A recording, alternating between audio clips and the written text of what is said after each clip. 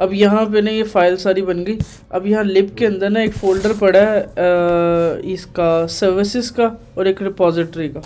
ठीक है, इस व्यू मॉडल में तो हमारी प्रोवाइडर फाइल्स पड़ी हुई हैं। हाँ, जो मैंने बता दी हैं। ठीक है, अब जब कोई बंदा एपीआई कॉल करेगा, जैसे लॉगिन का बटन प्रेस करेगा, तो हमने एक फंक्शंस बना दिया है उसके प्रोवाइडर फाइल के अंदर, वो है लॉगिन का फंक्शन। सही है। अब इस लॉगिन फंक्शन के अंदर मेरे फंक्शंस बने हुए, एक मिनट मैं आपको अपना कोड दिखाती हूँ, बस एक मिनट उस हिसाब से बता दूँ।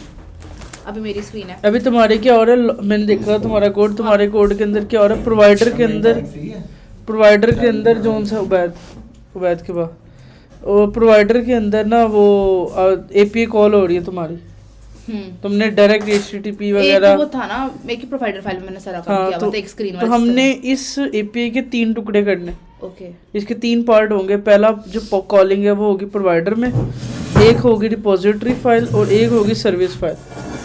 व्यू मॉडल में भी करेंगे, रिपोजिटरी में भी करेंगे और सर्विसेज में भी करेंगे। जो मैंने अभी लास्ट टाइम अपनी क्लास में बताया था कि एपीआई मैनेजर की एक फाइल बनानी जी, वो मैनेजर का मतलब ये है एपीआई सर्विस वाली, जो बनेगी सर्विसेज के अंदर।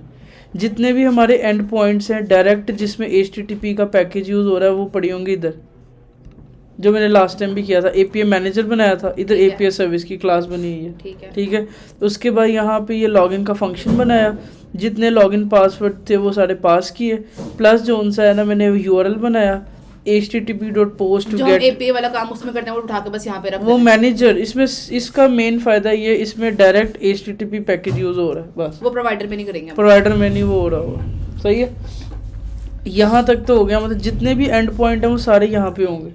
ठीक है, एक चीज़ ये। दूसरी चीज़ इसके अंदर है ये एंड बेस यूआरएल और एंड पॉइंट। इसके लिए मैंने बताया था कि देखो अगर तुम यहाँ जाओगी ना, मैंने क्या किया है, एक एंड पॉइंट की भी फाइल बनाई हुई है, सर्विसेज के अंदर एक फाइल बनी है एंड पॉइंट की, और एंड पॉइंट के अंदर पहले तो मैंने बेस यूआरएल रख दिया। जैसे उबैद ने 2-4 दफ़ा यूआरएल चेंज किया एपीआई, अगर तुमने वो मुझे फिर हार्ड कोडेड चेंज कर रही थी, तुमने हर दफ़ा क्या करना है, यहाँ एक जगह से चेंज करना है। ओके, ये तुम्हारा बेस यूआरएल चेंज होगा ऑटोमेटिकली, जहाँ जहाँ पे भी वो कॉलिंग हो रही होगी सेट हो जाएगी। उसके बाद जितने एंड पॉइंट्स हैं, मतलब स्लैश लॉगिन स्लैश दिस वो सारे यहाँ पे बनते रहेंगे, जितने भी फ्यूचर में होंगे हमारे। जैसे कि हमारे यहाँ पे कल को इतने ज़्यादा होंगे, उन सब के कोई नाम रख लेंगे और उनके एंड पॉइंट यहाँ पे रख देंगे। एंड पॉइंट सिर्फ वो हिस्सा होता है जो बेस यूआरएल के आगे का होता है जी। सही है, यहाँ तक हमारा हो गया एंड पॉइंट। अब जब एंड पॉइंट बन गए, हमने सर्विस फाइल में जाना है, और जब हम वो फंक्शन बना रहे हैं ना, तो हमने यहाँ पे इसको फंक्शन को इस तरह से करना है, end point dot break base URL plus end point dot log, वो दोनों के एंड पॉइंट्स को जोड़ते हैं, तो वो दोनों जुड़ जाएंगे। And point base URL plus register वाला, उसके उस फंक्शन में इस तरह से हमने यूआरएल जोड़ना, कोई हार्ड कोडेड कुछ नहीं है। ओके, यहाँ तक ओके हो गया। ओके, नेक्स्ट अब एक फाइल है रिपोजिटरी फाइल। रिपोजिटरी फाइल के अंदर अगर मैं जाऊँ, रिपोजिटरी फाइल का पर्पज़ ये है कि जितनी भी हमारी ये व्यू मॉडल्स होंगे ना, जितने भी, जैसे ऑथेंटिकेशन की रिपोजिटरी फाइल है ऑथ रिपोजिटरी, तो हम ऑथ रिपोजिटरी के अंदर जाएंगे, और यहाँ पे ये पहले से एक सर्विस फाइल बनी है, एक सिंपल क्लास है जिसको आप हर जगह यूज़ करोगे। जब भी किसी बंदे ने प्रोवाइडर के अंदर लॉगिन की एपीआई कॉल करनी होगी, वो इसको कॉल करेगा, ऑथ रिपोजिटरी को। सही है, डायरेक्ट एपीआई मैनेजर तक वो नहीं जाएगा।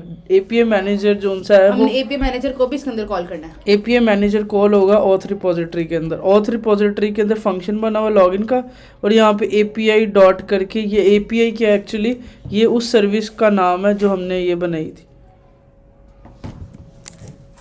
आई कि गई? यहाँ चली गई है। ओके, यहाँ पे देखो, ये हमने बना ली अपनी सर्विस फाइल। ठीक है, सर्विस फाइल में डायरेक्ट HTTP पैकेज कॉल हो रहा है, सारा कुछ हो रहा है, परफेक्ट है। रिपोजिटरी फाइल के अंदर क्या होगा, एक्चुअली रिपोजिटरी फाइल को कॉल करेगा प्रोवाइडर। जब भी प्रोवाइडर के अंदर कॉलिंग होगी ना, वो होगी रिपोजिटरी फाइल के अंदर जो फंक्शन का नाम होगा, जैसे ये। ठीक है, मतलब यूज़र ने प्रोवाइडर पहले कॉल होगा, प्रोवाइडर जाएगा रिपोजिटरी के पास, रिपोजिटरी जाएगा सर्विस के पास। ठीक है, तो ये 3 लेयर्स हैं, मैंने पहले बताई। पहली लेयर है हमारी प्रोवाइडर, उसके बाद है हमारी रिपोजिटरी, उसके बाद है हमारी ये वाली सर्विस फाइल। ये सर्विस फाइल एक ही फाइल है, बट रिपोजिटरी फाइल मल्टीपल होती रहेंगी। जैसे कि ऑथ हर किसी के लिए अलग रिपोजिटरी, अलग होगी, हर प्रोवाइडर के लिए। Auth repository dot dart, home repository dot dart, setting repository dot dart, profile repository dot dart, what ever जो भी इनकी फाइल। हम एक फाइल में भी कर सकते हैं, मल्टी भी बना सकते हैं, डिपेंड करता है हमने कितने फोल्डर यहाँ पे बनाए। हमने इधर ऑथ और होम बनाया था, तो इस वजह से इसकी दो रिपोजिटरी बनाई है, ऑथ और होम रिपोजिटरी। ओके, अब ऑथ रिपोजिटरी के अंदर क्या किया हुआ है, यहाँ पे एक सिंपल क्लास बनाई है और ये एक ना इंस्टेंस बनाया हुआ है इसका इंस्टेंस। जब भी तुम अगर इस रिपोजिटरी बनाओगी इसी तरह से शुरू में कॉपी कर लोगी इस लाइन ऑफ कोड को। ठीक है। इसके अंदर एक फंक्शन है, जितने भी एरर हैंडलिंग है कि अगर स्टेटस कोड 200 है, 300 है, जितनी भी एरर हैंडलिंग है वो सारी रिपोजिटरी में हो रही होगी। यहाँ पे API डॉट करके ये सर्विस फाइल कॉल हो रही है। ये मतलब यहाँ पे मतलब इधर में जाऊँ, इधर एक रजिस्टर का फंक्शन है, ईमेल पासवर्ड आया, उसने सर्विस फाइल को यहाँ पे कॉल किया, सर्विस फाइल ने ये कॉल की और ये हमारा यहाँ पे काम हो गया। ठीक है। ओके, और इधर ही मॉडल्स बनेंगे, इधर ही स्नैक बार्स आएंगी, इधर ही रिपोजिटरी फाइल के अंदर मॉडल्स भी इधर बनेंगे। मॉडल्स का यूज़ उस मैनेजर फाइल में कहीं नहीं होगा, ये सर्विस फाइल में। तो मॉडल के लिए जो हमने अलग से बनाई होगी उसमें नहीं यूज करेंगे। मॉडल के लिए मैंने बताई थी, आप रिटर्न से लास्ट लाइन पे आप मॉडल लगा लेते हो। मॉडल हमने ऊपर बनाने से आपके पास बनी हुई है। मॉडल बने हुए हैं और वो मॉडल को यूज़ करना है इस रिपोजिटरी फाइल में। ठीक है, वो ठीक है। मतलब वो रिपोजिट पहले मैंने क्या बताया था, आप मैनेजर फाइल के अंदर जाओगे अपनी API मैनेजर और वहाँ रिटर्न से पहले वो मॉडल की लाइन लिखोगे, जी। बट आपने कुछ भी नहीं, उस मैनेजर में ये सारा कुछ करना है रिपोजिटरी के अंदर। मॉडल का यूज़ ही रिपोजिटरी में होगा। हर API के लिए अलग रिपोजिटरी और अलग बनेगा। यस, एक हर API नहीं, हर मॉड्यूल के लिए ऑथेंटिकेशन एक मॉड्यूल है। अगर एक स्क्रीन पे दो APIs यूज हो रही है तो उसको हम एक ही स्क्रीन है, वो एक ही स्क्रीन कंसिडर होगी।